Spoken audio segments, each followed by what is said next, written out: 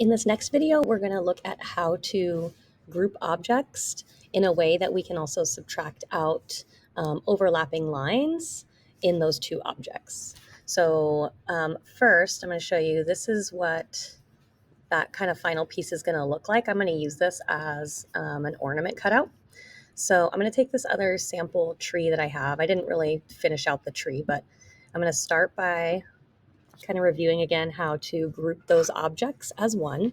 So in a regular group, I'm going to select union and just make that tree into one piece that I can move around. Then I'm actually going to take this and I'm going to change the fill color on the tree. So that's the inside color. And I scroll down here to fill. And instead of gray, I'm going to drag this up and make the inside white. And then I'm also going to put an outline on that tree so it's easy for me to see that. And I'm going to set that to black. There we go. Okay, so now it looks something like this. I'm going to drag that tree over here on my ornament, and then I'm going to place it somewhere on that ornament overlapping my inside line. And then I can still change the shape of the tree a bit. I can make it a little shorter, a little taller. And I want to have a kind of significant overlap here. I don't want it to hit the outer line. So I'm okay just making some adjustments here. Let's see how that looks. Okay, I'm pretty happy with that for now. So it's overlapping this inside circle, but it's not hitting the outside circle, and that's what I want to do. So now I'm going to select two shapes at once, and this time instead of the dragging of my cursor to highlight shapes, I'm going to hold down Shift while I select the tree and then this inside circle.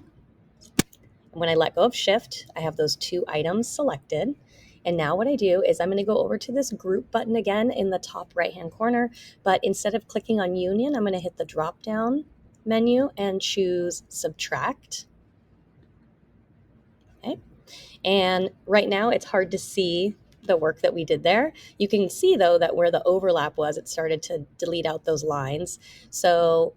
And I actually noticed there's a little tiny bit of a line left there, and I kind of don't want that to show. So I'm going to do Control Z to undo here. Control Z again. Let's see if I can kind of get that tree a little bit longer. Maybe like that. All right, I'll try that. Select while holding Shift. And then I'm going to go back to my drop-down menu and hit Subtract again. Okay. So that subtracted out the line on the circle where they were overlapping. You can't see my tree right now, but it is still there. So what I'm going to do now is I'm going to select my inner circle, and then I'm going to do a fill and choose white. And I'm going to do, let me select that again. I'm going to scroll down and do a stroke on that and select black. So I get that outline. Oops, let's fill in that. That didn't fill in my circle. Interesting. Let's try that again. Don't see the white on there that I chose. So I'm going to try that again. Maybe try a different color. Oh, we're having an issue here. So let's see if we can fix that. I'm going to go back a few steps here. Let's see. Okay, there's my circle. And we're going to try to fill that again with white. Oh, red. There it is. All right, let's change that to white again.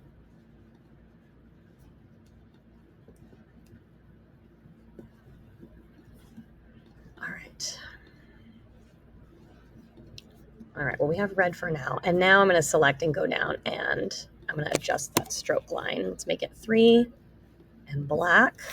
There we go.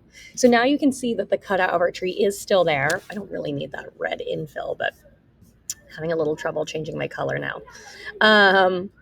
There we go. Now it's changing it back to white for me. All right, good. Now the white infill is not going to show. I'm going to send this to the laser cutter. So that white color inside, or that that fill color. Doesn't matter what color it is, but we filled it in so we can see it on our Figma design screen right now. And so what I can do now is I'm going to select these two images and I'm going to export them. So if I go to that right-hand menu and scroll all the way to the bottom, there's an export menu. And I'm going to export those layers. Let's make sure that that's the right file type. So I'm actually, for a minute, I'm going to delete my other design. Here we go. All right. There we go. I've deleted the other design because I only want one on this screen. Now when I look at the right side, even if I don't select the shapes, this is the export menu I was looking for. I want to set it to SVG for my laser cutter. And then I'm going to click Export Design and Export. And now I can use that file to put into the laser cutter software.